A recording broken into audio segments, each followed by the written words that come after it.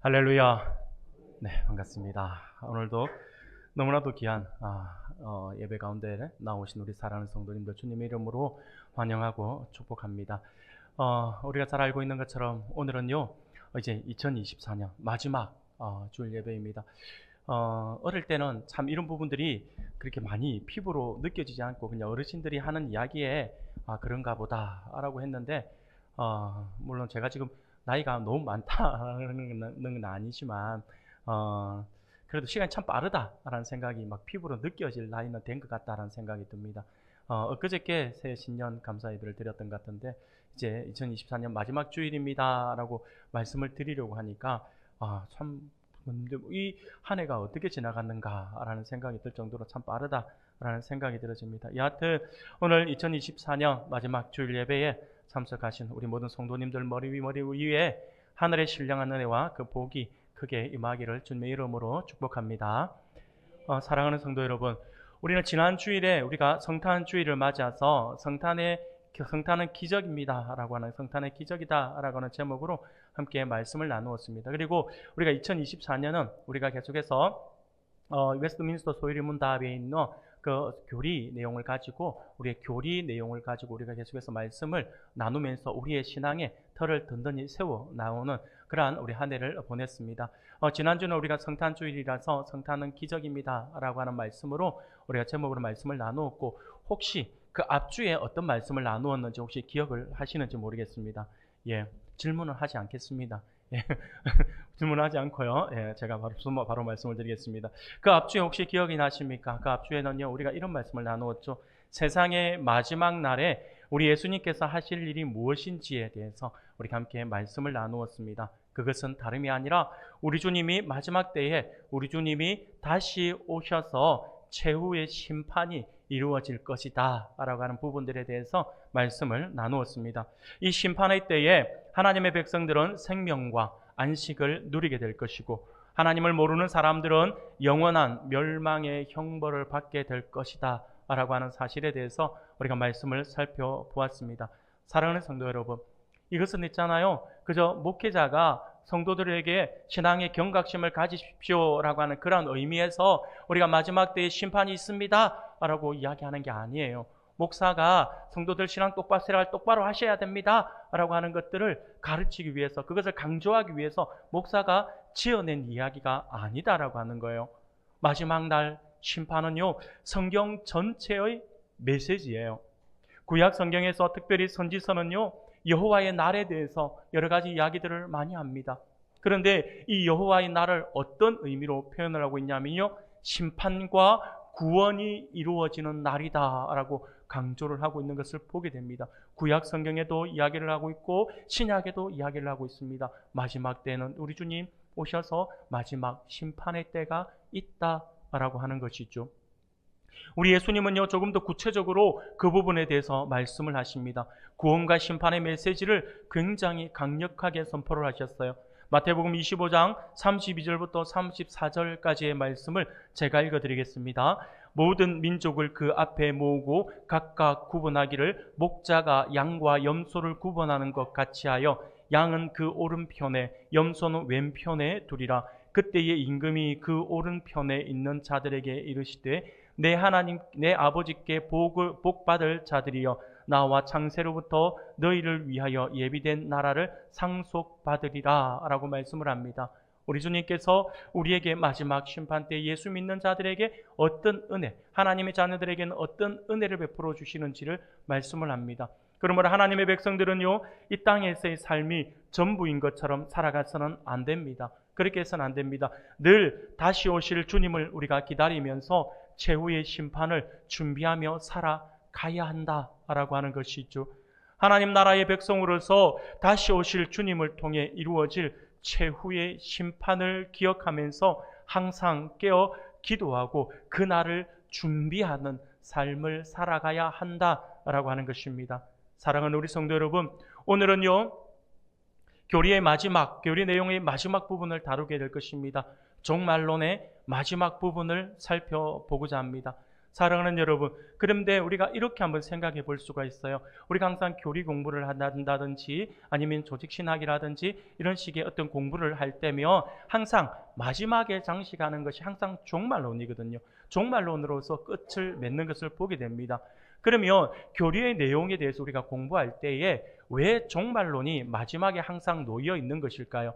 요한계시록 같은 경우도 제일 마지막에 지금 들어있는 거잖아요. 그것처럼 왜 항상 종말론을 마지막에 다루고 있는 것일까요? 이것은 다름이 아니라 성경 전체의 약속의 결론이기 때문에 그렇습니다. 성경에서 계속해서 이야기하고 있는 그 내용의 결론이 바로 요한계시록, 바로 종말론 안에 들어가 있어. 그래서 마지막에 이렇게 너희가 이렇게 신앙생활하고 이렇게 살아와야 된다라고 하는 부분들에 강조하는데, 그렇게 할 때에 마지막에 너희가 어떻게 될 것이다라고 하는 것을 이야기하고 있는 거죠. 그게 바로 종말론입니다. 성경 전체의 약속이다라고 하는 거죠.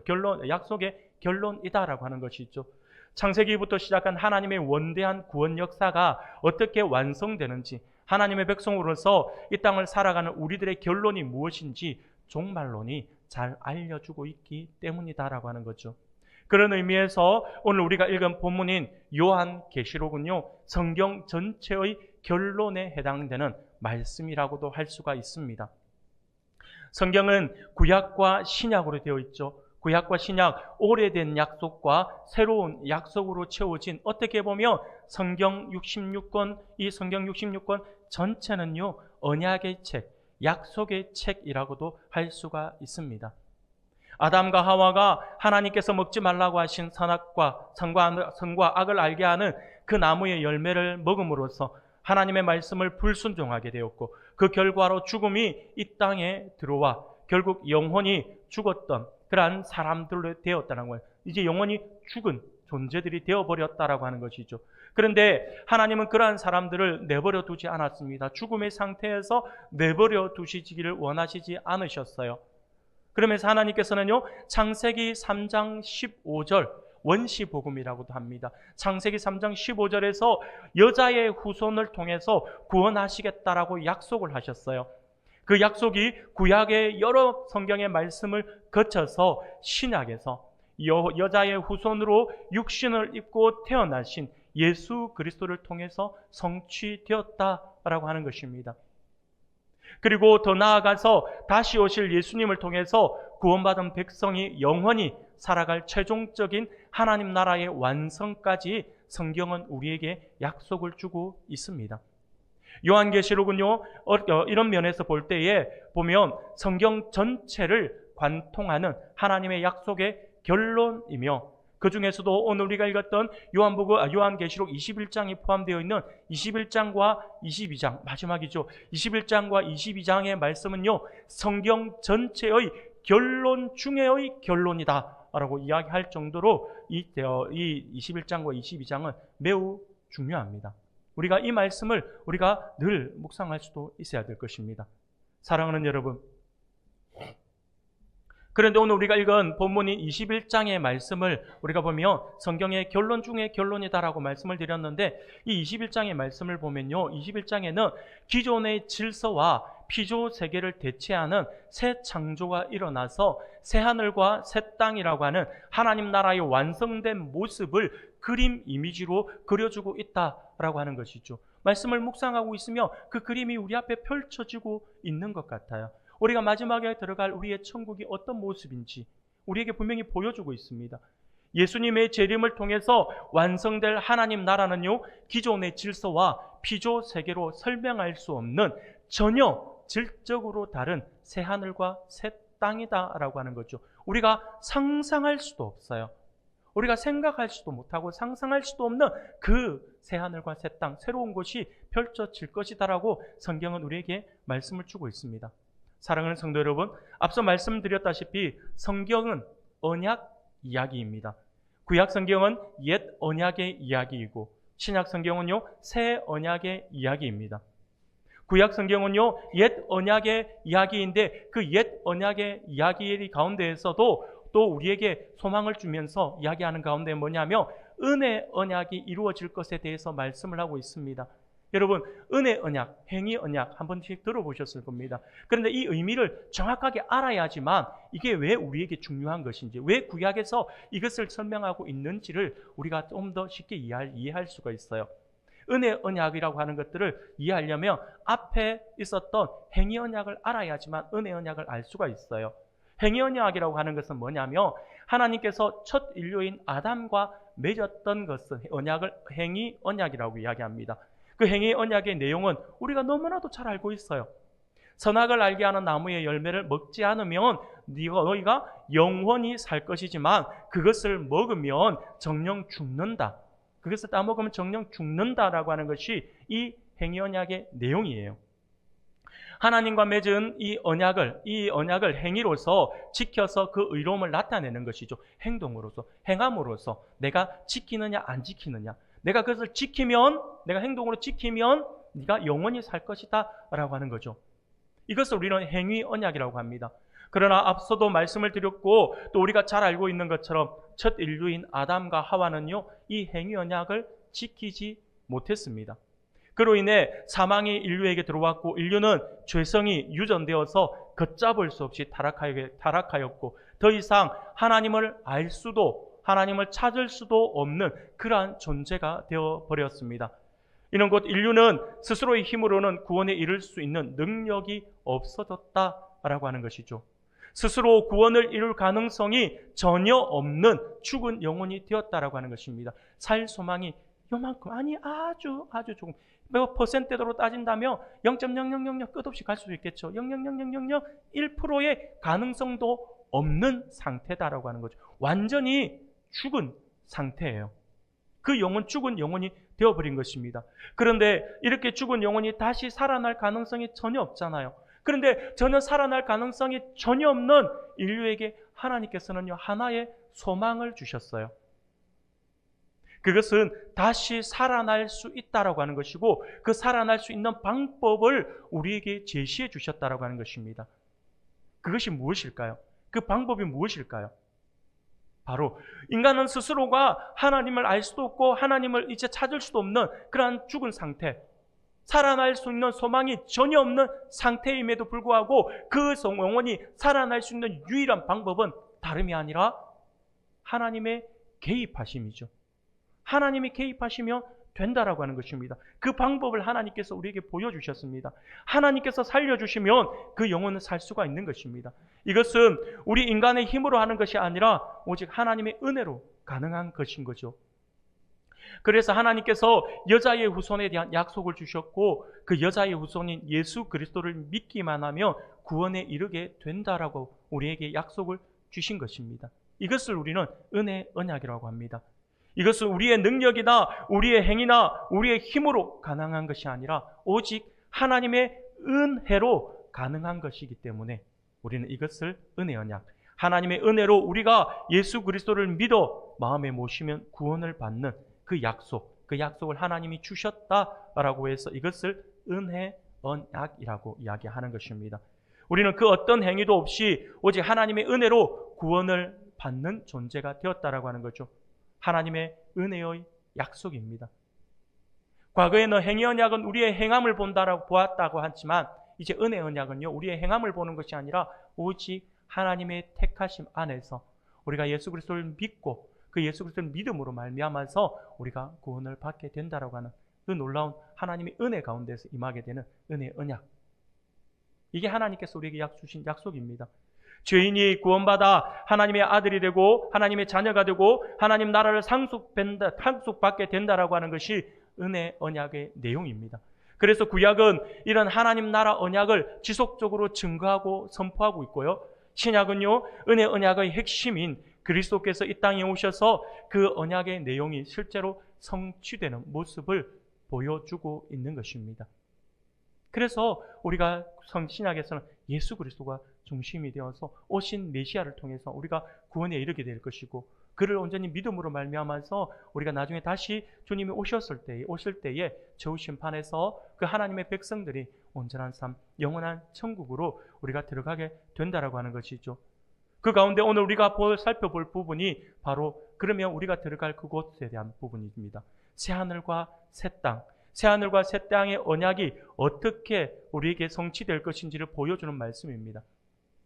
새하늘과 새 땅이 펼쳐지게 되면, 우리가 새하늘과 새 땅에 우리가 들어가게 되면, 하나님의 백성으로서 그 땅에 우리가 들어가게 되면 하나님께서 약속하셨던 그 모든 약속이 어떻게 구체적으로 이루어지는가에 대해서 말씀을 하고 있는 것이 오늘 우리가 읽은 본문의 말씀인 것이죠. 사랑하는 여러분, 그렇다면 최후 심판이 있고 난 뒤 하나님의 백성이 누리게 될 그 언약의 성취는 무엇일까요? 오늘 본문은요, 그것을 우리에게 크게 세 가지의 언약 성취가 일어나게 된다라고 하는 것을 우리에게 가르쳐 주고 있습니다. 그것이 무엇일까요? 첫 번째는요, 새하늘과 새 땅에서 하나님의 백성들은요, 하나님의 성도들은, 오늘 우리들은요, 새하늘과 새 땅에서 하나님의 백성이 된다라고 하는 것입니다. 그리고 하나님은 그 하나님의 백성인 우리들과 함께, 친히 우리들과 함께 계시는 그러한 은혜를 베풀어 주신다라고 하는 거죠. 영원히 함께 하신다라고 하는 그 의미. 이로써 우리에게 말씀을 내주고 있습니다. 3절입니다. 3절 말씀을 오늘 보면 3절 우리가 같이 한번 읽어보겠습니다. 같이 읽겠습니다. 시작. 내가 들으니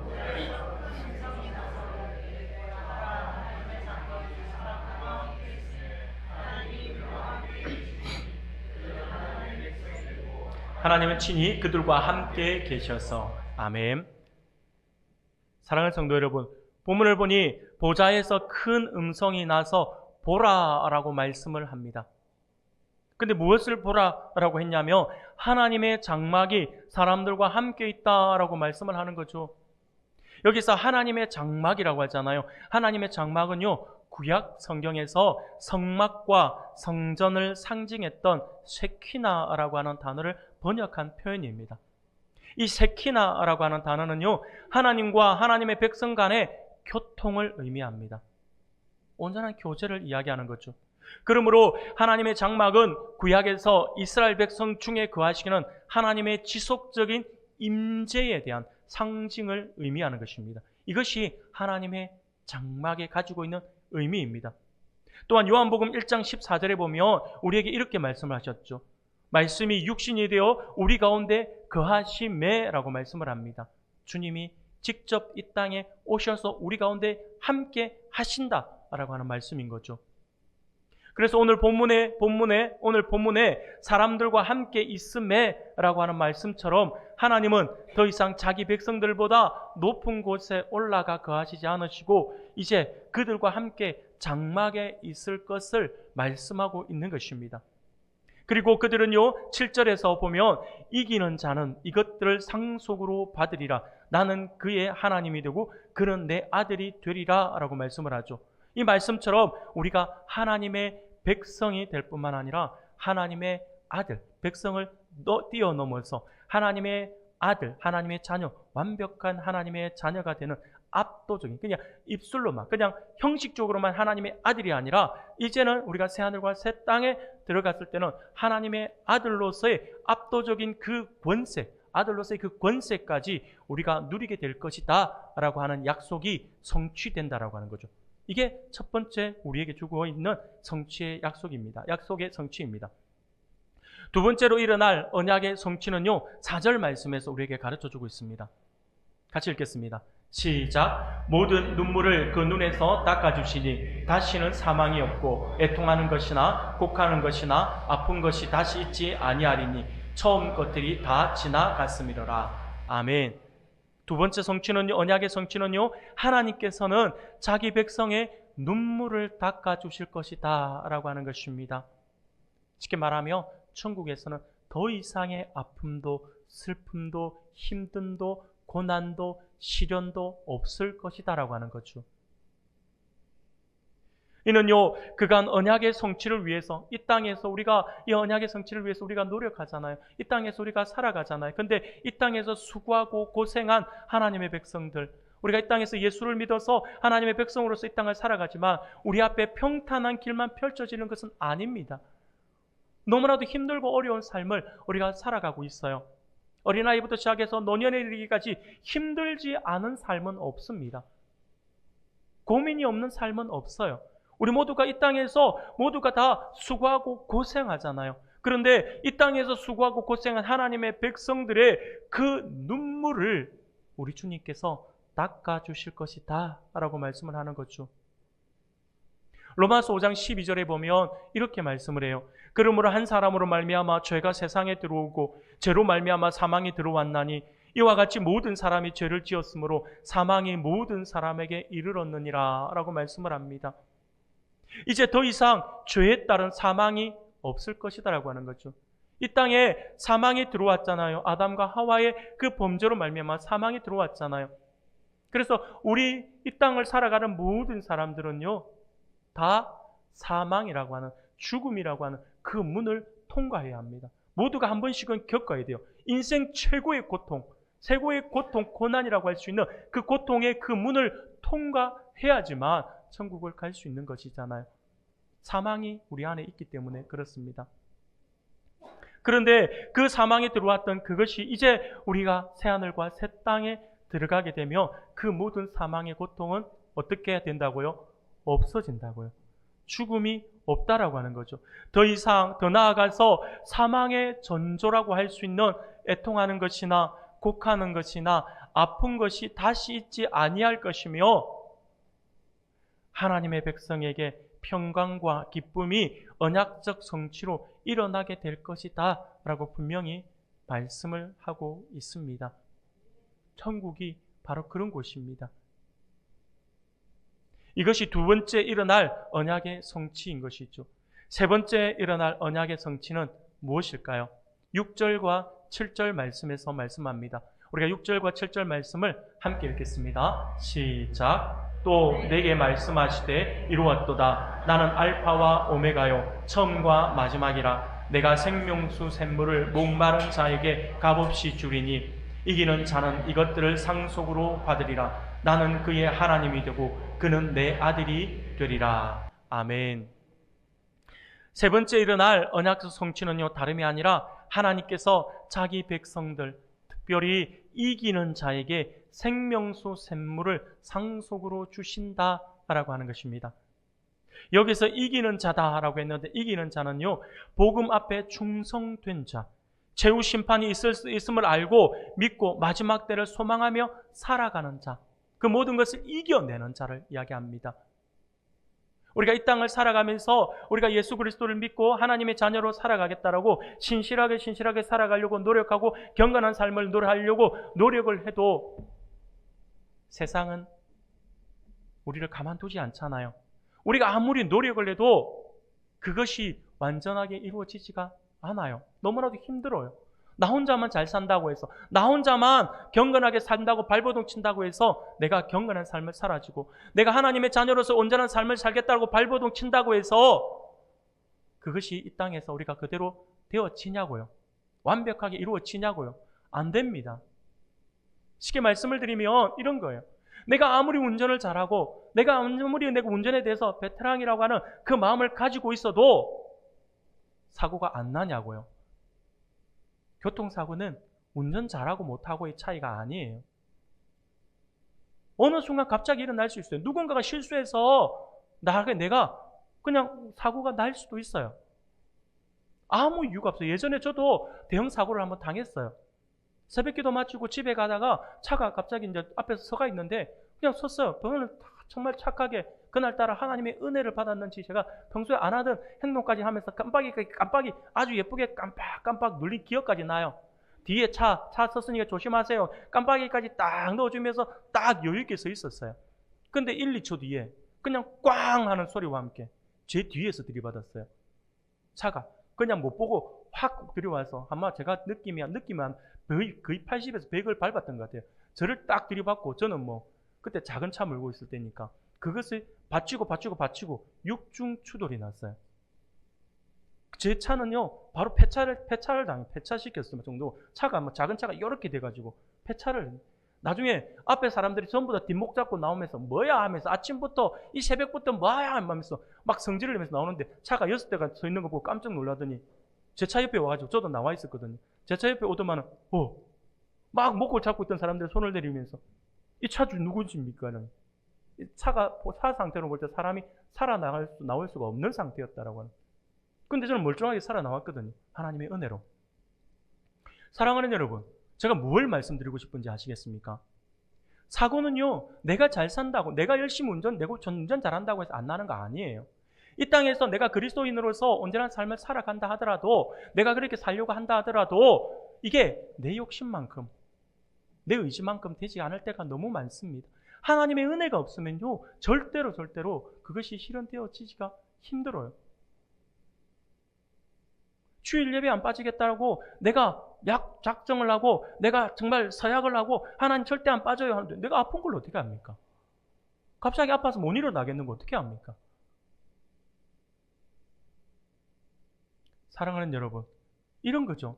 이게 바로, 그런데 있잖아요, 그 모든 것들, 그 모든 고통들이 분명히 우리에게 있어요. 위험도 있고 어려움도 분명히 있어요.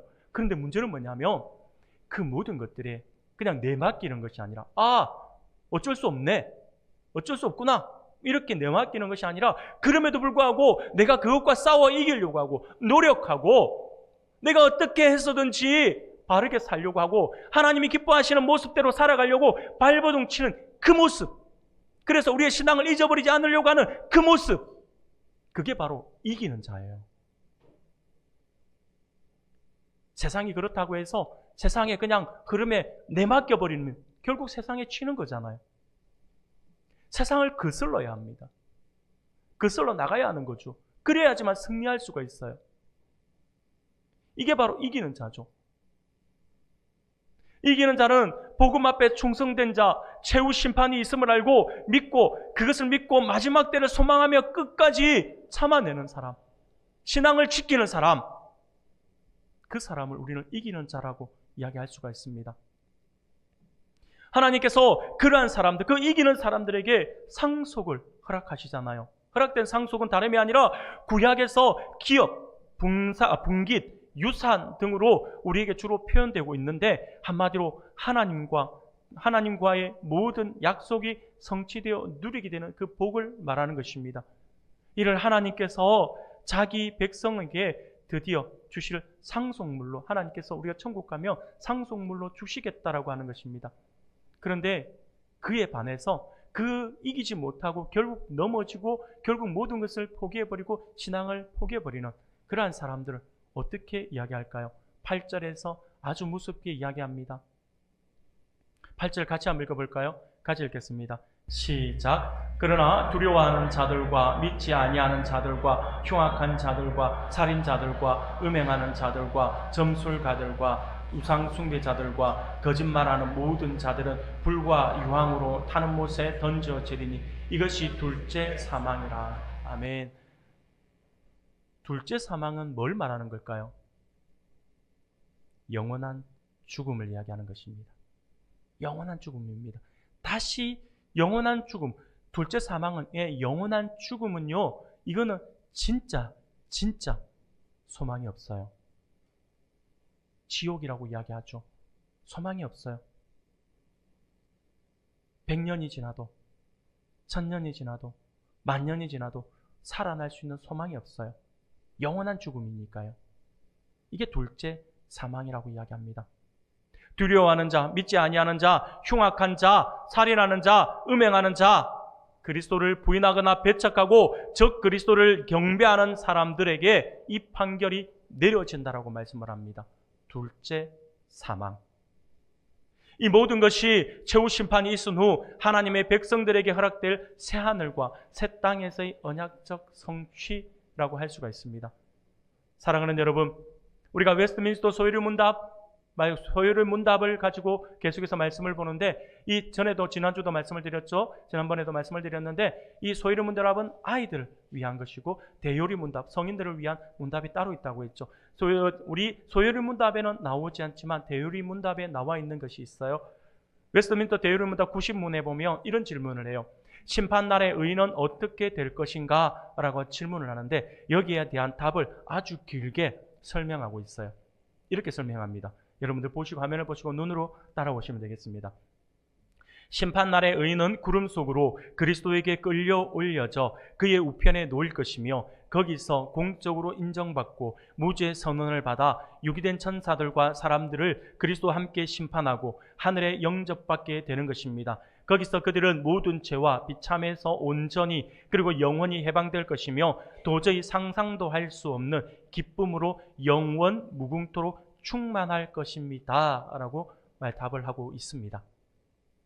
마지막 때에 일어날 일입니다. 심판 때에 바로 타락한 천사들과 믿지 않는 사람들과 하나님을 이렇게 거부하는 사람들이 이런 심판을 받게 될 것이고, 하나님을 믿는 우리들, 우리 성도들은요, 하늘에서 하나님의 우리 주님의 영접을 받아서 거기서 도저히 상상도 할 수 없는 기쁨으로 영원 무궁토록 우리가 그 기쁨이 충만한 그러한 삶을 살아가게 될 것이다라고 말씀을 하고 있습니다.